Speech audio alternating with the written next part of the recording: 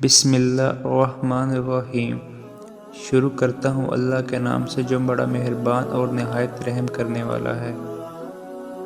خوش نصیب وہ نہیں جس کا نصیب اچھا ہو، بلکہ خوش نصیب وہ ہے جو اپنے نصیب پر خوش ہے۔ جو دل بدل سکتا ہے بے شک وہ نصیب بھی بدل سکتا ہے۔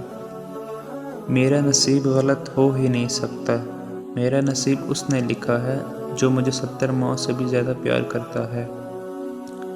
مایوس وہ ہوتا ہے جو اللہ پر یقین نہیں رکھتا، اور محروم وہ ہوتا ہے جو اللہ کی نعمتوں کا شکر ادا نہیں کرتا۔ 3 نیکیاں جن کے کرنے سے قیامت کے دن عرشوں کا سایہ نصیب ہوگا: ٹوٹے ہوئے رشتوں کو جوڑنا، دل نہ چاہتے ہوئے بھی معاف کرنا، کسی کے گناہ پر پردہ ڈالنا۔ وقت اور نصیب کسی بھی لمحے انسان کو زیر کر سکتے ہیں، یہ کوئی نہیں جانتا کہ ان کا اگلا شکار کون ہوگا۔ نصیب کا لکھا مل کر رہتا ہے، کب، کہاں، کیسے، یہ سب میرا رب جانتا ہے۔ کسی کی خوشی سے حسد کرنے کا کوئی فائدہ نہیں ہوتا، سب کو وہی ملتا ہے جو اللہ ان کے نصیب میں لکھ دیتا ہے۔